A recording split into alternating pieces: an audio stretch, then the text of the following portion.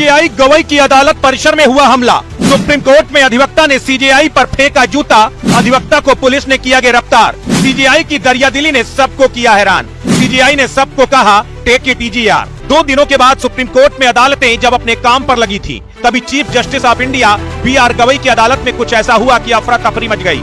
Chief justice of India B R. Gavai अपनी अदालत में सुनवाई कर रहे थे, तभी एक वकील अचानक सीजेआई के मंच की तरफ बढ़ा और जूता निकालकर उन पर फेंकने की कोशिश की, लेकिन सुरक्षा कर्मी पूरी तरह मुस्तैद थे। इससे पहले कि वकील जूता फेंक पाता, सुरक्षा कर्मियों ने उस अधिवक्ता को अपने शिकंजे में ले लिया।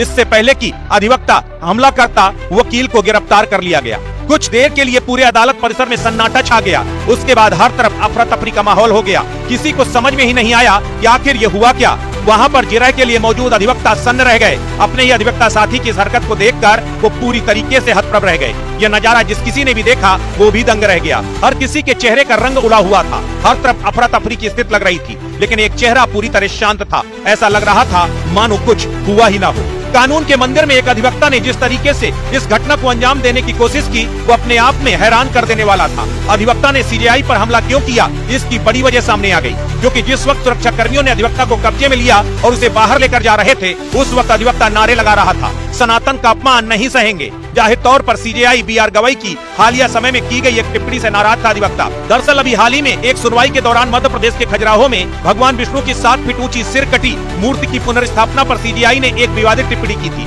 जिस पर विवाद खड़ा हो गया था। सीजेआई ने मूर्ति के मामले को खारिज करते हुए कहा था कि जाओ भगवान से खुद करने को कहो। तुम कहते हो भगवान विष्णु के कट्टर भक्त हो, तो जाओ उनसे प्रार्थना करो। सीजेआई की इस टिप्पणी के बाद विवाद खड़ा हो गया था। सनातन प्रेमियों ने बी.आर. गवई की इस टिप्पणी की आलोचना की थी। हालांकि बाद में खुद सीजेआई बी.आर. गवई ने इस पर माफी मांग ली थी और कह दिया था कि उनका उद्देश्य किसी की भावनाओं को आहत करने का नहीं था। इस बयान को गलत तरीके से लिया गया। बावजूद इसके बी.आर. गवई का विरोध थमने का नाम नहीं ले रहा। इससे पहले भगवत कथावाचक अनिरुद्धाचार्य ने भी बी.आर. गवई की टिप्पणी को आपत्तिजनक और विवादित बताया था। सबसे बड़ी बात यह है कि सीजेआई की अदालत परिसर में हुई इस घटना ने हर किसी को चिंतित कर दिया। लेकिन इस घटना के तुरंत बाद सीजेआई बी.आर. गवई ने अदालत में मौजूद वकीलों से अपनी दलीलें जारी रखने को कहा। पूरी तरह शांत चित्त दिख रहे, बिना किसी टेंशन के दिखाई दे रहे बी.आर. गवई ने सीधे तौर पर कहा कि इस सब से विचलित ना हो, हम भी विचलित नहीं हैं। ये बातें मुझे प्रभावित नहीं करती हैं। CJI B R. गवई की इस रिएक्शन की लोग जमकर तारीफ कर रहे हैं। कह रहे हैं सीजेआई वाकई में बड़े दिल वाले हैं। सबसे बड़ी बात